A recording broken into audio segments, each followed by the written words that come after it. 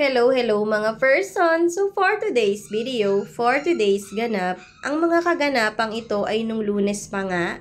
Tinanghali na nga ng gising ang Daddy Gerson at Baby Ellery sa araw na yan dahil nga napuyat niya ang Daddy Gerson kakatimpla ng gatas ni Baby Ellery. Nagkasakit nga ang Mami Nika kaya naman nakabukod ako sa kanilang matulog. Kaya naman siya na muna ang nag-aasikaso dyan kay Baby Ellery. Sa araw na yan ay may schedule nga ng turok si Baby Ellery sa center kaya naman ginayakan na rin agad siya ng Daddy Gerson. First time nga ng Daddy Gerson yung mapaliguan si Baby Ellery. Sabi ko nga ay single dad for today's video ka muna. Feel na feel naman din talaga niya maging single dad, kaloka. At ayan niya mga person, talagang siya pa ang namili ng susuotin na damit ni Baby Ellery, Daddy's Princess daw. Malaki pa nga yan kay Baby Ellery pero pinasuot na agad niya. Sa mga araw na yan ay iniiwasan ko talaga munang lumapit kay Baby Ellery pero nakakapag-video na ako sa kanila kahit medyo masakit pa ang ulo ko. Kaya nga lang bigla naming naalala na nasa school nga pala si Ate Chelsea, walang hawak kay Baby Ellery sa sasakyan.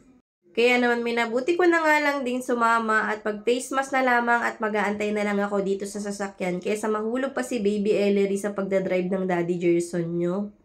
Dapat nga ay nung first Monday of the month pa ang kanyang schedule ng turok dito. Kaya nga lang mga person nagbagyo noon. Diyos ko, tuwing meron niyang schedule si Baby Ellery ng turok ay nagkakaroon ng bagyo. Nung nakaraan na pina-schedule din namin to sa May Laguna ay bigla ring bumagyo. Kaya naman nauudlot-udlot talaga ang kanyang pagpunta sa center.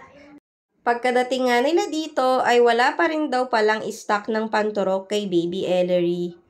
Kaya naman yung mga vitamins na available na lamang ang ibinigay kay Baby Ellery sa mga oras na yan.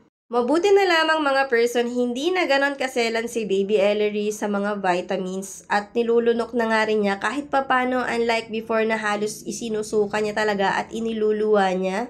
Kagaya nga ng nababanggit ko sa inyo noon ay isinusuka niya talaga yung vitamins niyang silin. Pero in fairness ngayon mga person, nilulunok na niya at hindi na ako nahihirapang magpainom sa kanya noon.